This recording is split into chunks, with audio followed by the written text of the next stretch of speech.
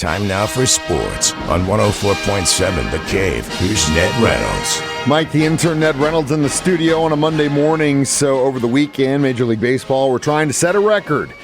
Did they pull it off? The crowd is registered at 91,000 and beats the old record, which was set 71 years ago. Atlanta won the game 4-2 in the rain, but I think it's a good idea, probably maybe once in a lifetime, something like that, to be able to reconfigure a race course, which they did.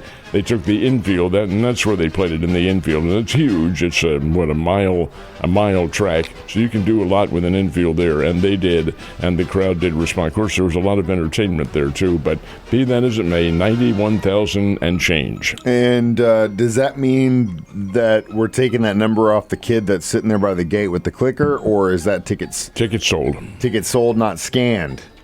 Tickets sold. So that could also mean a bunch of radio stations had gobs and gobs of them that never got given away. We'll never know.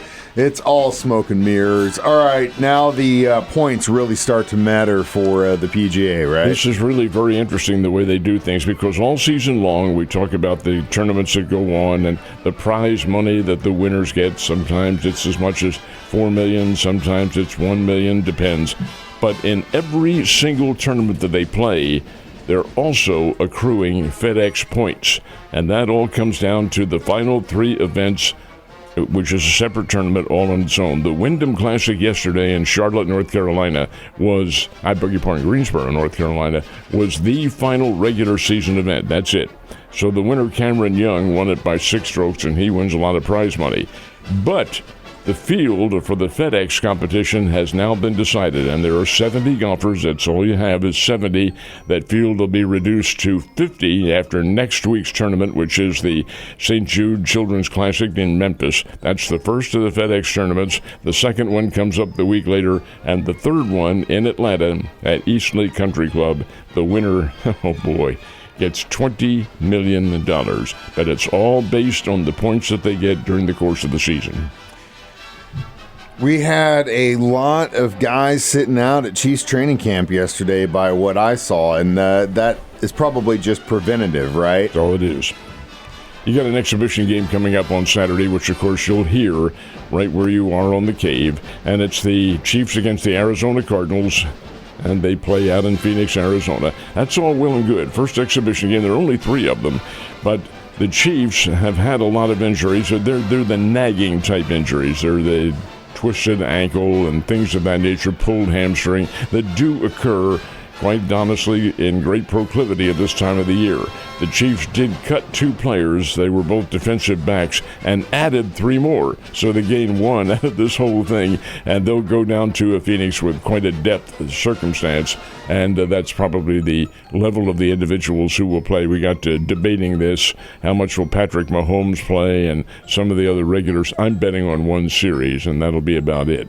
Anyway, the game is at 7 o'clock on Saturday night, preceded by the Chiefs pregame show. Ned talking, that's at 5, and that's Saturday afternoon, and we'll be right here on the Cave. And hopefully we've all understood this for as long as we've been an affiliate of the Kansas City Chiefs, and that is, if Andy Reid sees what he wants in that first team, you gone. So it might be one set of downs, it might be 3 sets of downs, but not until he sees what he wants to see. The Kansas City Chiefs play their first preseason game on Saturday, which means Major League Baseball is running out of time.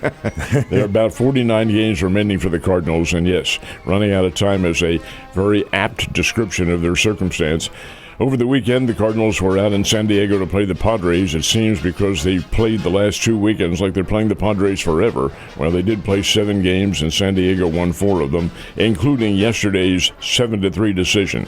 San Diego had a 7-0 lead going into the 9th inning. Cardinals came up with 3 runs against the relief corps, but hey, that doesn't offset the circumstances during the course of the game. And the Cardinals struck out 16 times in this game. 16, folks. That's a horrendous number. Dylan Cease was the starter. He had 9 of the 16. Then the relief corps came up with more. Boy, that is a tough hombre to overcome, the strikeouts. Anyway, the Cardinals go now to Los Angeles tonight for the next 3 games. Play the Dodgers in Chavez Ravine.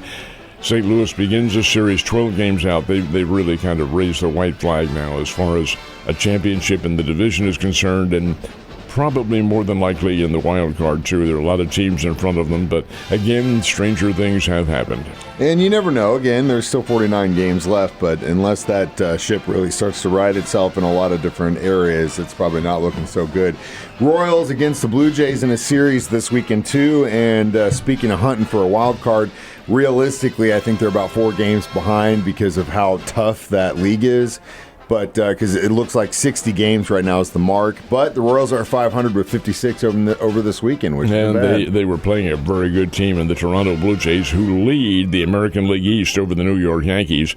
And the Royals played very well, took 2 out of 3 from the Blue Jays this weekend. Now, yesterday's game, I think, was symbolic of what Kansas City can do. Toronto had a 2-1 lead in the 8th inning. Vinny Pasquantino comes up with an RBI single to tie the game. They go in the ninth is scoreless, go into extra innings, and in the 10th, the Royals scored 5 runs to put the game away. Toronto came back with their own rally, but hey, it was Kansas City 7, Toronto 4. That's a big win for the Kansas City Royals, and yes, don't look now, but they are playing a whole lot better, and it's offense that's coming through. They didn't have any at the start of the year. Pitching is great, but the offense is really coming to the fore, and that's big for KC. Their pitching is great in the beginning. They just need to get that bullpen fixed, and hopefully with those last-minute trades they made last week, we can see what happens. But like you said, 49 games, not a whole lot of time. All right, we did talk a little bit about race tracks last time we spoke, but that was for Major League Baseball. There was actual racing going on this weekend, which I guess normally would have been at the Bristol Motor Speedway in past events. They usually have 2 events at Bristol in one year, but yesterday was not one of them.